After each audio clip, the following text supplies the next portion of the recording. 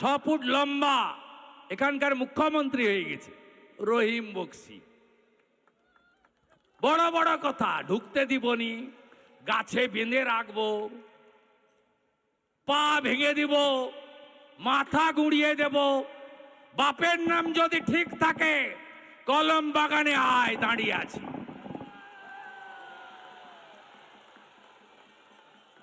আরএসপির মাল ছিল, আইসিডিএস এর চাকরি বিক্রি করত, আর আমি এখানে তৃণমূলের অবজারভার যখন ছিলাম আমার গাড়ির দরজা খুলতো।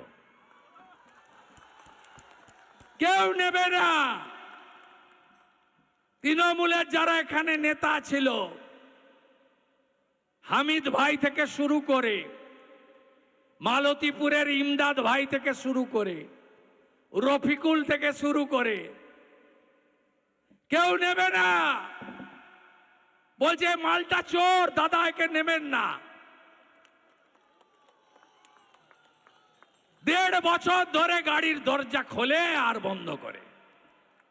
যা বাহাতে একটা পতাকা ধরিয়ে দে। বড় বড় কথা। ওর থেকে আবার ওর বেটা বড় নেতা। আমি বলে গেলাম, আমি সিপিএম এর আমলে লক্ষণ সেটকে হারানো আর তৃণমূলের সূর্য যেদিন মধ্য গগনে, সেদিন নন্দীগ্রামে মমতা ব্যানার্জিকে হারানো লোক। মালতীপুরে কে জিতবে আমি জানি না, কারণ হিন্দুদের সংখ্যা কম, 20-22% হবে, তাই তো নাকি 25% হবে বড় জোর। কিন্তু রহিমকে আমি জিততে দেব না, দেব না।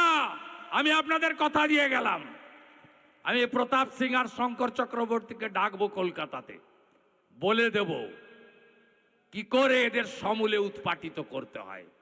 আমি জানি, ভরসা রাখুন। তাজমুল মিয়া আগে ভালো ছিল, এখন বদলে গেছে। চোরের দলে গেলে সবাই বদলাবে। আমরা বুঝেছিলাম বলে আমি কার্তিক আগেই পালিয়ে এসেছি, 6 বছর আগে। অমলান আছে, আমরা পালিয়ে এসেছি। খগেনদাও বুঝেছিল মোদিজি ছাড়া এই দুর্বৃত্তদের তাড়ানো যাবে না, লাল পার্টি পারবে না, তাই আমরা সবাই এসে গেছি গেরুয়ার নিচে। এই রাজ্যের মধ্যে 2 জায়গায় হিন্দুদের সবচেয়ে বড় জোট হয়েছে, হিন্দু আদিবাসীদের। একটা উত্তর মালদায় 85% হিন্দু পদ্মফুলে ভোট দিয়েছে। যদি গোটা রাজ্যে উত্তর মালদাকে দেখে সনাতনীরা একটু এগিয়ে আসে না, 200 নয় 220টা সিটে বিজেপি জিতবে।